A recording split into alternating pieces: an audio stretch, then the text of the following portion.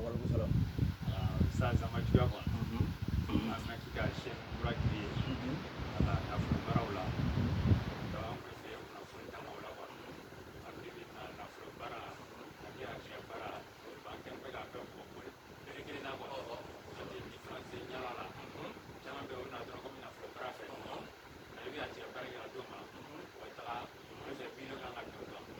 Donc, on a donné la Bara, il est on a la Flobara. Donc, il faut la lancer ça. Bara ina fulbara difference ma wo jara la kwa ibulu kwa ala basangi ya kurangi kume kusaba na fulbara la ko an chama be sisa na fulbara ni ati bara kena ka pe ko biriki na ala donc c'est difference kama na fulbara na ni ati bara la kwa yo kuna fulbara ma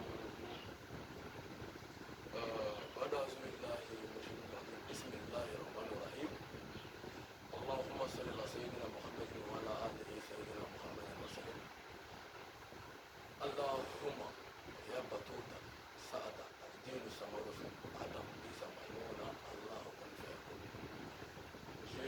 ministre ma bela ji fu zakana te mati wala sheni doni to ka akali fitu anteti na fu barabbi gersi ke barabbi sheni doni an ko to yamana sheni kura de créer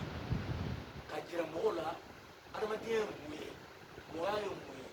fɛn sɔrɔ o ye mun ye sɔrɔ ye cogo jumɛn jumɛn de fataw ye jumɛn de fatiw ye fataw bɛ yen fatiw bɛ yen bon fataw bɛ yen fatiw bɛ yen bon fatiw kubara fana bɛ yen donc nafolobara de ye fatiw kubara ye nafolobara bɛ yen garizigɛ bara bɛ yen i y'a faamuya harijigɛ bara de ye mun ye harijigɛ fɔlɔfɔlɔ ye mun ye i ba ni fa o ye harijigɛ fɔlɔ ye n'ala y'i sɔn ba ɲuman na k'i sɔn fa ɲuman na o ma ala y'i ba tigiya k'i fa tigiya mɔgɔ si tɛ jɔn bɔ mɔgɔ la mɔgɔ si tɛ jɔn bɔ mɔgɔ la bɛɛ bɔra fɛn dɔ de la bɛɛ bɔra fɛn min na o de ye garizigɛ fɔlɔ ye n'i wolola sen b'i la bolo b'i la e de b'i cɛsiri sisan ka diɲɛ fɛnw ɲini alijinɛ bɛ sɔrɔ diɲɛ na yan jahanama bɛ sɔrɔ diɲɛ na yan harijigɛ baara bɛ na morikɛ fɛ a bɛ nasi bɔ ka d'i ma t'i mun ni ala sɔrɔ i bɛ baara sɔrɔ i bɛ baara kɛ i bɛ dunta sɔrɔ i ka mɛn i bɛ s'i yɛrɛ kɔrɔ i bɛ s'i ka denbaya kɔrɔ o de ye garizigɛ baara ye alahuma ya fatahu ya razak arzukuni alimala kisira o garizigɛ baara de ye mɛ n'i ko nafolo baara mɔgɔ min bɛ baara la ka ban dɔ b'ale kun maa tɛ k'ale le bɔ o de bɛ nafolo baara kɛ ne bɛ yan sisan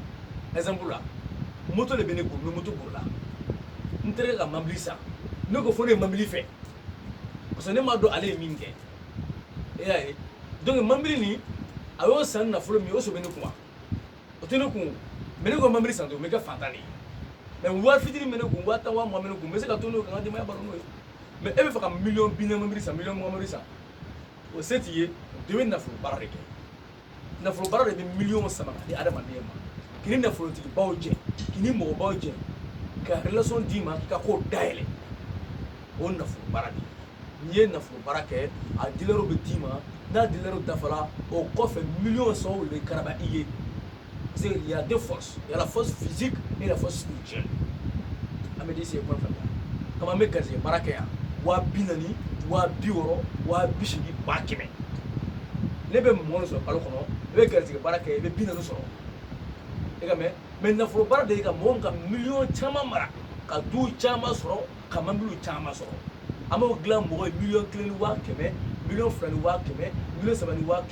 miliyɔn 4 ni 100 fo miliyɔn 10 fo miliyɔn 32 n'i mako bɛ miliyɔn caman na f'i ka miliyɔn caman bɔ dɛ o tɛ wa voilà donc la différence de nin ye bon différence bi fayida bɛ an bolo ka di mɔgɔ ma bi an ye chaîne kura créer on a créé une nouvelle chaîne la chaîne de la connaissance chaîne tɔgɔ bɛ ten Zakaria Jabate ne de bɛ n ka chaîne kura don a yɛrɛ abonné k'a yɛrɛ ajouté an bɛna WhatsApp créer ka mɔgɔ kalan dɔnni yɛrɛ la o ni a tɛ siramaya tɔn a tɛ siramaya kɔn ani siramaya bɛ bɛn parce que an bɛ ka gindo di an ka chaîne dɔn kan dɔw kɔnɔ ko sɛnɛ tɛ ko ala tɔgɔ jugu don ala tɔgɔ jugu tɛ mɔgɔ jugu de bɛ yen i y'a faamuya mɔgɔ jugu de bɛ yen ni ŋaniya ka ɲi ka ban ala b'i laban de anw bɛ jamana kɔnɔ yan an bɛ ka maaw de dɛmɛ ka ɲinɛ maaw la n'o tɛ fɛn tɛ fɛn ka anw na bilen foyi tɛ foyi k'an na aw kɔni bɛ baara kɛ foyi tɛ foyi k'an na bilen ala barika la mais maintenant fayda di ma kayre ko garzige bara na fo bara tike fayda folo mu ni nana ko garzige bara ni be garzige fe sizala ka do fara e garzige kan tarfa ayn diga famya ibita tula kono yiri do ba fo yiri ma ko timitimini mo ba lo timitimini ni be Europe be mo chi ya o be timitimi bo ka di ma ka susu ka blanc blanc ka chi ma timitimi be timitimi ni ka timitimi soro iba kuru saba iba bla kuru ngono ba do ka do bla kuru ngono ka likala miel iba susu ka ja na jala iba mara ebe ju kura bo kolon ngono ka wushino doge jinna ko ga bitona ko blefe ka parfum kala rutugo mu doni bi to ko wushu soma ibi boro wushu chite yorom na be wushu ibi da wushu ni bola ni me kemelo soro be wakile soro dik de foi fana soro ibi fen soro ko gerzige barai o fayda foloi diga me bo gerzige bara fayda flana ele be parana lo te ja ko faut te marcher abonné ayre abonné segro be ide gerzige bara flana ete faka wushuna ke ete faka flako ete faka nashimu ete faka foi de ke radiga yenye wati be kono diga me ibi jija juma o juma chaque vendredi ibe kamije keleni ali soso kilo kelen ibe kamije le ba fa kala soso kan ki hamita kan ka demso lo ba dum ni ala sona bi ko de sayama i gerzige ti chen ko be sania ibe korta soro ika barada la ika chira o gerzige bara fada franai mais nafolo bara muno fayda fitini droni ika famia nafolo bara fayda fitini ibe do corona kono niga corona daire ibe na corona ibe na soroti izaba atifle ibe na ko aseberizo izaba ati kono watajaluna rizikakum anakum dugazibuna watajaluna rizikakum dugazibuna obo izaba ati kono iba aseberizo keme saba ani shentan saba keme saba ani tan saba iba na shiku ibe bagoroni boku mani den keme saba boku mani den keme niko soro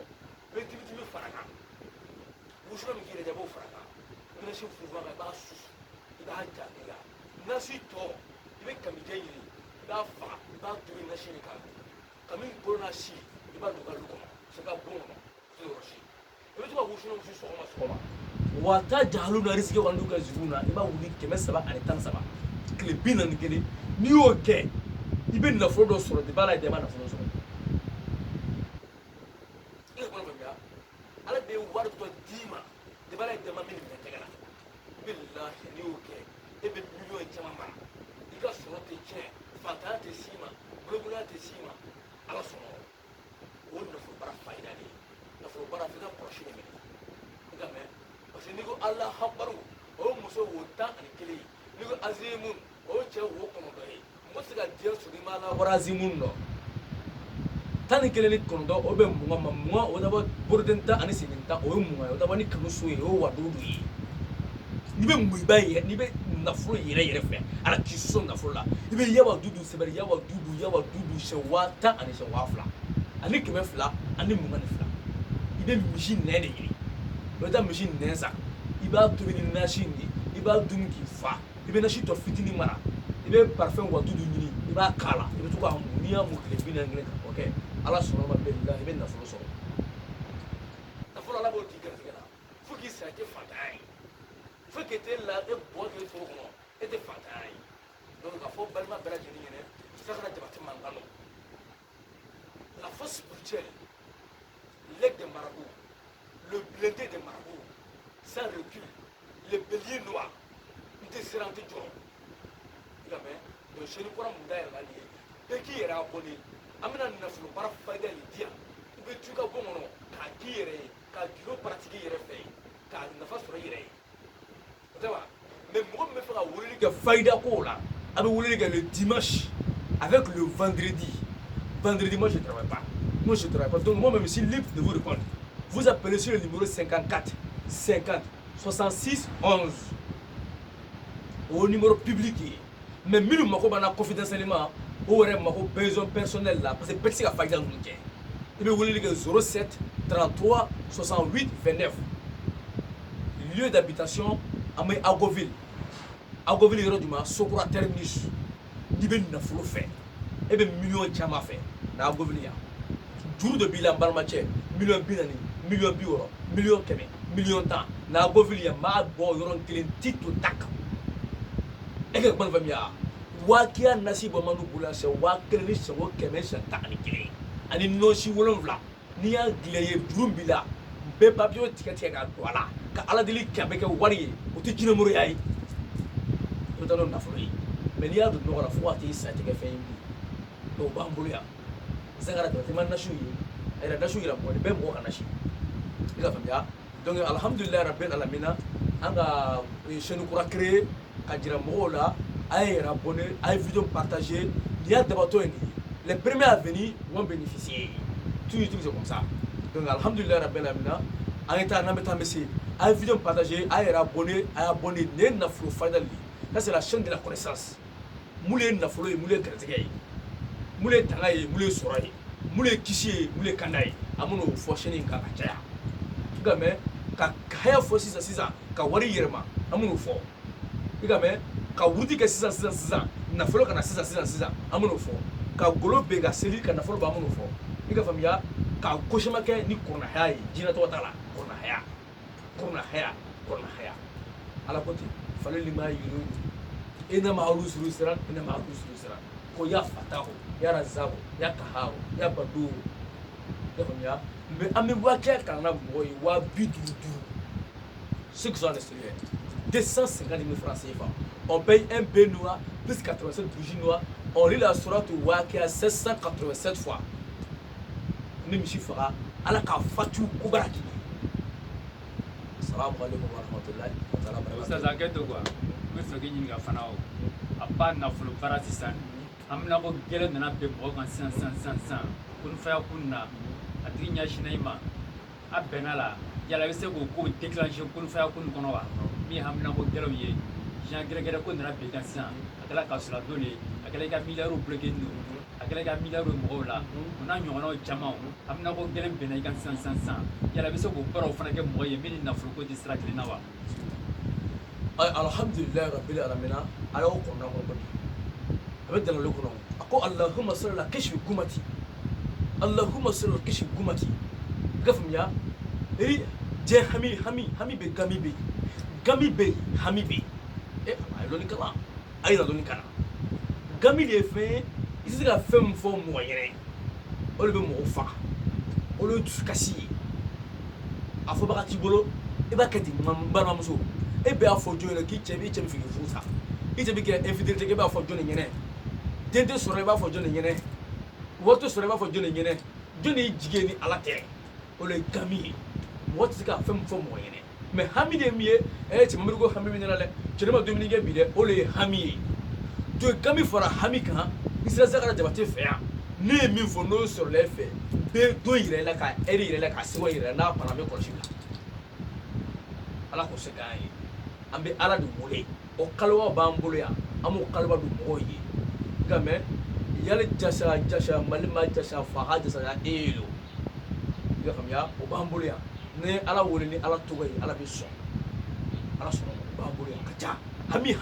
i ka wari bloqué ni banque la i muso banna i la i muso b'o la bon e yɛrɛ de ka ko ɲagamina e bɛ kaso kɔnɔ 10 ans k'i tɛ bɔ ni sera bɔfili ni ne ye ɲɔgɔn ye tête à personne b'a déclenché i sigini e kana boli dɔrɔn i kana siran b'a déclenché i bɛ taa a bɛ dilan nka mɛ donc o ɲininka jaabi a ba mɛ n'an sɔnna caution bɛ kɔfɛ an bɛna kuma caman fɔ kuma ni ko tɛ baara don nka mɛ an mana kalanbolo yɛrɛ dayɛlɛ ka mɔgɔ kalan dɔnni na sababu tɛ dɛ ka mɔgɔ kalan dalilu la dalilutigi man ca sabutigi de ka ca Zagara Jabate ko chaîne mɔgɔ ma pirate ne yɛrɛ de ka chaîne kura créé n ka n tɔgɔ la ka mɔgɔ kalan dɔnni na parce que an ka baara dabɔ ye mɔgɔ ka faamuyali sɔrɔ e ka mɛ donc alhamdulilayi rabbil alamina ni kuma fɔ ka fɔ bɛɛ lajɛlen ɲinɛ o de bolo da bɛ se ka kuma di karamɔgɔkɛ ma n bɛ kuma kuncɛ cogo min na n b'o kuncɛ n bɛ sara